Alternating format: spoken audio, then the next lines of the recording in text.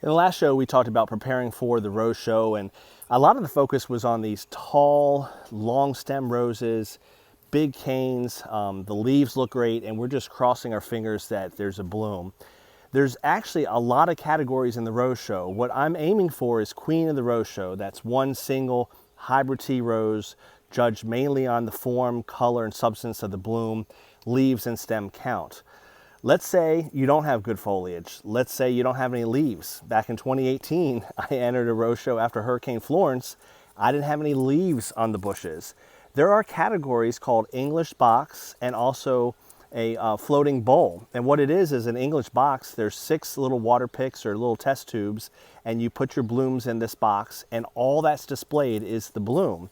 In the sense of a bowl, it's just a bowl of water, glass bowl, and it's just the bloom in the bowl. And the other one I forgot about was the portrait frame. That is a black matted portrait frame, has a little water pick in it. Again, you stick the rose in it, and it's judged primarily or only on the bloom because that's all you have. So I'm going to show you quickly how we enter that. And that's a good category if you're new. Maybe you enter something else, because a lot of people go for hybrid tea queen. That's fine, but I want you to realize there's a lot of different entries in a rose show. If you join a local society, they'll walk you through it. Each rose show has a program, and it'll show you, one stem of a hybrid tea rose, a floating rose, picture frame.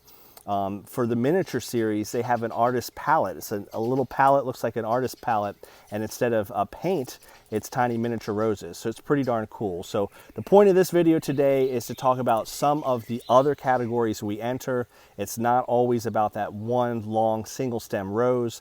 If you have diseased leaves, insects have plagued it, you had a hurricane, or in my case, I just have some nice blooms, maybe not on the best stem, so why not just bring them to the show and see where they fit in. So let me show you what I'm talking about. So this is a good example. This is a box my wife helped me make couple years ago, and it's just punch holes, and here's the test tubes for transport. And I've got a couple blooms of Let Freedom Ring, not Let Freedom Ring, this is a sport of Let Freedom Ring, Zach Nobles.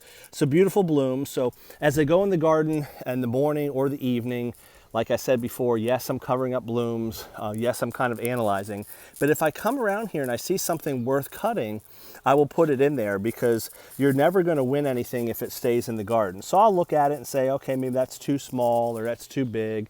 Ideally, you want some roses that match similar colors, but I just pretty much cut anything that looks halfway decent. So that's a decent rose right now. This is Hot Princess. So I'll see if I can do this with 2 hands, recording and doing this. But so I'm just going to cut, and I don't need to cut real long. All I'm doing is just trying to get a little stem off of this. I apologize, I know you can't see anything at the moment, but just bear with me.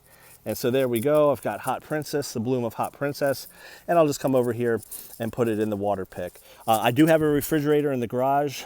Most of the year it is filled with sodas. This time of year it's filled with sodas and roses. So again, there you go. Some nice blooms. It's Tuesday, Wednesday, Thursday, Friday, 4 days before show. Who knows if these will last? Who knows if they're as good as other roses in the show? But I know one thing, if I leave these on the bush and I don't bring them, you're not going to win. It's just like with everything in life. Unless you try, you're not going to do anything. So I'm going to cut what I think is good in terms of these blooms, so I have other chances for the bowl, artist palette, the bowl, the picture frame, and then also the English box. And then we'll see what we have. So for the English box, it's 6 of them. Ideally, you'd have 6 of the same, or maybe 2 orange, 2 white, 2 orange, some sort of pattern.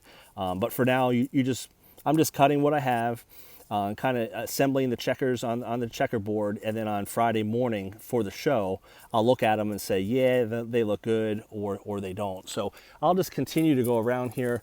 I wouldn't mind some white roses. I'm hoping my crystalline or my Randy Scotts come in and look good.